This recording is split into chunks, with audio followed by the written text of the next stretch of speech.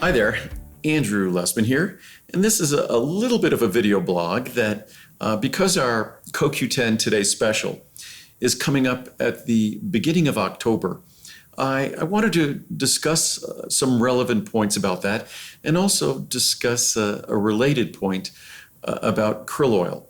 So, as I said, our Today Special, typically the first Today Special in October, is our CoQ10 Today Special, our best pricing of the year. It will be no exception. And much to my surprise, as I've said before, I had expected the last few years, the incredible pricing we have on CoQ10, I expected that it would be going up a bit. In fact, it's going to be a little bit better, a slight bit better in this time round. So it's very exciting. Our CoQ10, which is a remarkable product, it's virtually a perfectly reviewed product with thousands of reviews. It's every time we roll around to October, it's our most popular Today Special, and I look forward to doing it. And I believe it's October 7th. So midnight, the evening of October 6th, and throughout the day on October 7th, will be our Coenzyme Q10 Today Special, 200 milligrams, full B complex, vitamin C. It's like no other CoQ10 product in the world. But related to that, I wanted to mention, and CoQ10 chemically is called ubiquinone. There's another form of CoQ10 called ubiquinol.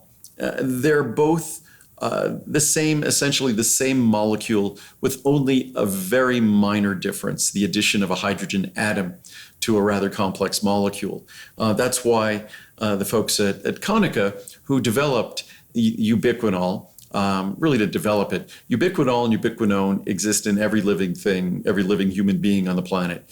And most of the CoQ10 in our body is in the form of ubiquinol at any period of time. So our body has no difficulty converting ubiquinone into ubiquinol. Ubiquinol, which has been called QH, is just the, as they call, the reduced form of CoQ10. Ubiquinone is the oxidized form of CoQ10. If I had some ubiquinol sitting on a little tray next to me here, in a matter of moments, it would oxidize to ubiquinone. If I had some ubiquinone in a little dish or something like that, and I applied some antioxidants to it, it would reduce it down to ubiquinol, which is what goes on in all our cells all the time in terms of electron transport, that our body is constantly cycling between ubiquinone and ubiquinol. It's a natural process that's been going on since, dare I say, the beginning of time, pretty much. The beginning of time as we human beings and living things know it on this planet. So it's not a unique or a novel process. And ubiquinone over the years, thankfully, has gone down dramatically in price. The prices we had to charge for CoQ10, say 34 years ago when I introduced it, were not a little bit more expensive than today, but let's try 10 times more expensive than today. And that doesn't even consider cost of living. I would imagine if you consider cost of living, that whatever the inflation that comes with money over the last 30 years, that I think the fact that, say, $10 in CoQ10 today would have been almost $100 30 years ago, but $100 30 years ago is probably like $300 today. So in other words, it's just an incredible bargain today. But there had to be someone who paid for that bargain. And the person who paid for that bargain wasn't consumers, because the price went down dramatically to consumers. The supplement industry paid for that. Because, of course, if I'm selling the same amount of CoQ10 today as 30 years ago, then I'd be getting 10 cents on the dollar. A lot of supplement companies don't like that. My answer to them is just find more people who find your CoQ10 interesting. And certainly the person who wouldn't like that most of all is the original company that was making the original natural CoQ10, a company called Konica. They make great material, great product. And so I think actually the development of ubiquinol, that other form that has been available since the beginning of time, that other form was simply, necessity is the mother of invention. It was just the necessity of finding a form of CoQ10 that could be sold for a lot more money.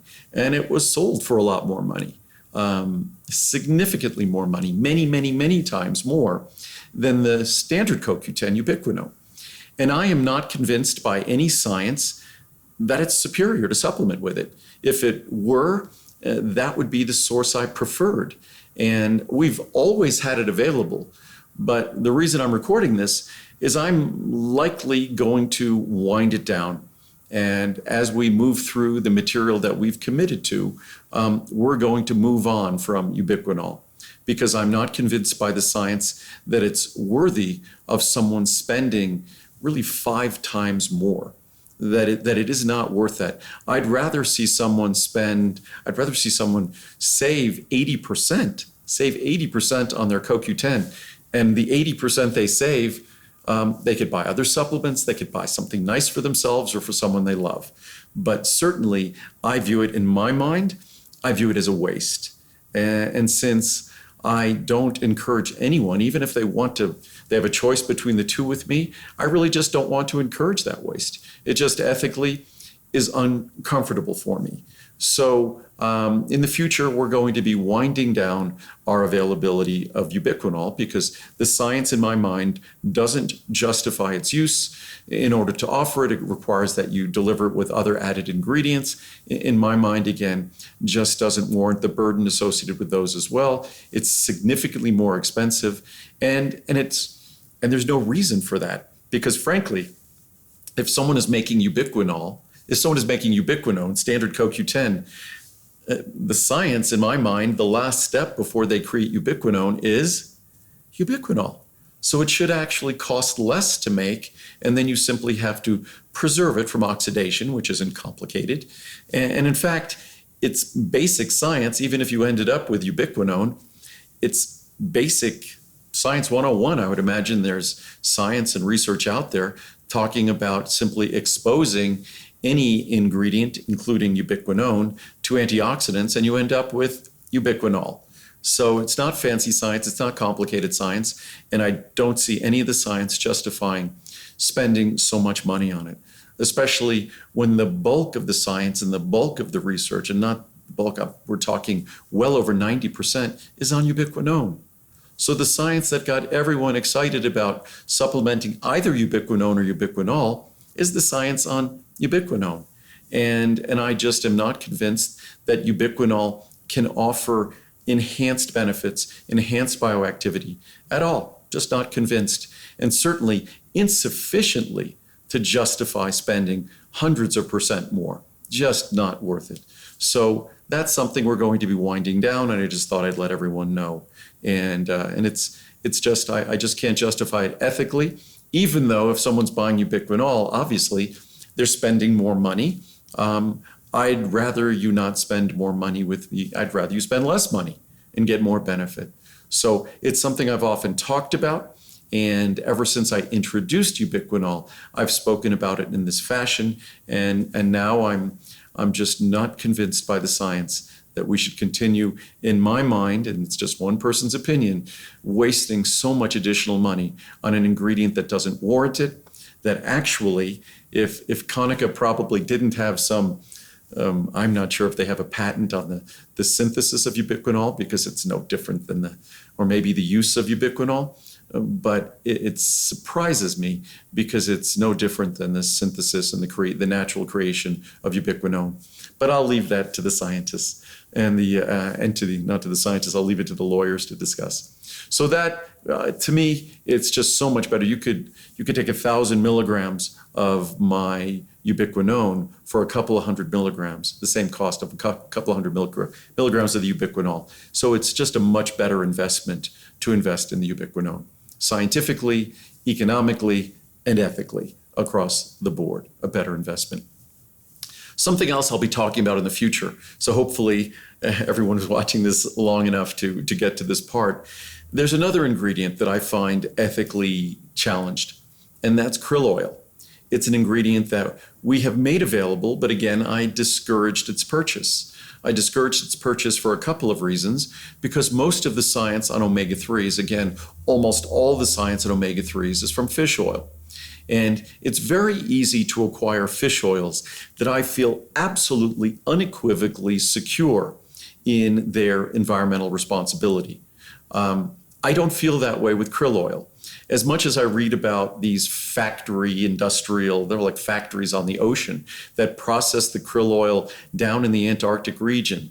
So they talk about how pristine that Antarctic region is where they're harvesting the krill oil, but then they put factory ships down there that do all of that work down there. It's not like they're doing it with solar energy. So obviously they're using some other source of energy and basically moving an enormous factory, which these large ships are, to these pristine, untouched regions of the globe. So as far as I'm concerned, Antarctic krill is not a good choice for omega-3s because, first of all, it has a lower concentration. So you get less bang for your capsule volume. Second of all, it's much more expensive. So you get less bang for your buck. Third of all, I'm just not convinced that krill oil omega-3s offer enhanced benefits over fish oil omega-3s. Again, the bulk of the science, the bulk of the research that all of us rely on to feel secure in consuming omega-3s is not about krill oil omega-3s. So, and then there's just a hint or a trace of astaxanthin. You're better off getting astaxanthin from, as we do it, from a sealed system that isn't an affront to the environment. So again, the pristine waters, the untouched waters of the Antarctic, right now the Arctic and Antarctic regions, they're the regions of our planet that have seen the most drastic changes in climate and environment. We're seeing it everywhere, but climate change is most severe in the northern and southern regions of our globe, the polar regions of our globe. Climate change is affecting krill populations, and as such, it affects marine mammals because krill are the food that marine mammals rely upon. So given that the science talks about omega-3s from fish oil, given that omega-3 from fish oil is affordable, can be done environmentally responsibly. In fact, most of the fish that's being harvested that we then use for omega-3s was being harvested for other purposes, animal feed. So even the omega-3s become a secondary use that an otherwise wasted material would have been discarded.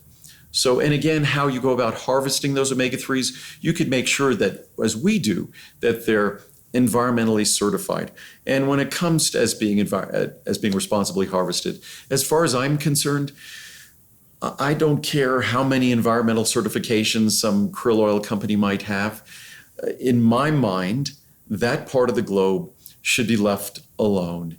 And it's already under assault to begin with because of climate change. And climate change is not one person's opinion.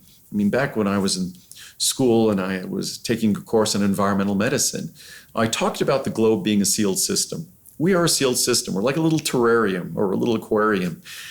Nothing can come in from the outside, nothing can leave.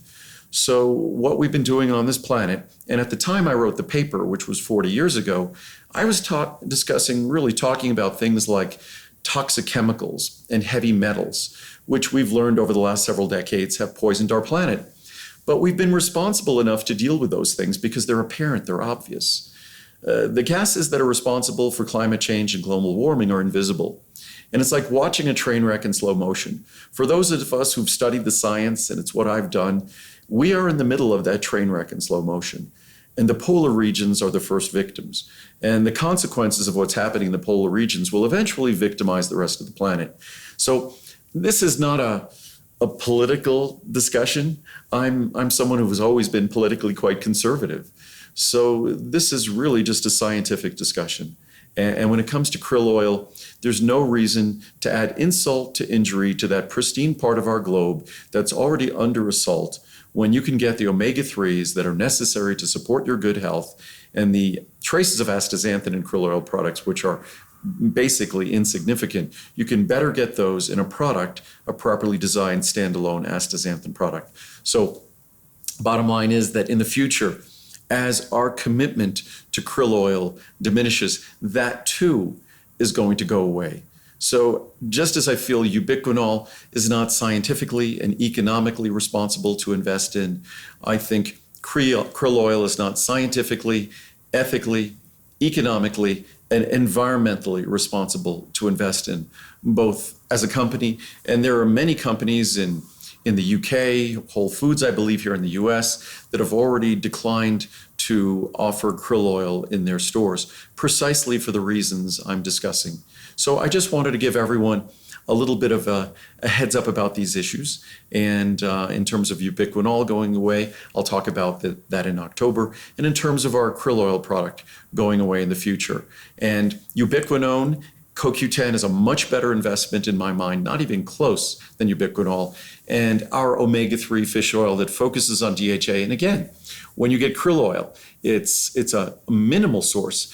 Even I think 1,000 milligram capsule of krill, which is a big capsule, doesn't even give 200 milligrams of EPA and DHA, and it mostly gives EPA. Our capsule, that's a little bit more than half the size, provides almost triple the levels of omega-3. So it's less expensive per capsule. It's delivering, in that less expensive capsule, it's delivering almost triple the volume, and it's delivering levels of well over triple the levels of DHA, all important DHA. So it's not even a close call. The only folks who benefit when folks purchase ubiquinol and folks purchase the krill oil, it's not the consumer, it's the folks selling it. So you're better off spending less money, getting more benefit, and being environmentally and ethically secure in those decisions. So hopefully that was not too long a blog post, and hopefully it made some sense. And there were a lot of folks out there. I know it was, I think, Dr. Oz and Dr. Mercola. There's a lot of folks out there who are all attached to krill oil. And back in the day, I wouldn't be surprised if Dr. Oz had a business relationship with the company that was heavily promoting, I think it was called Mega Red or something like that, heavily promoting krill oil at the time. So as they say, follow the money. And if you want to follow the little bit of money, you'll be investing in fish oil and not krill oil. And again, if you want to follow the small money, you're going to be investing in CoQ10 and not ubiquinol. The larger investment doesn't deliver more benefit to you. It just delivers more benefit to somebody else. So hopefully that made sense. And I'll post some more blogs, but hopefully I'll see everyone in October when we feature CoQ10, the most affordable CoQ10 you're going to find, October 7th. See you then.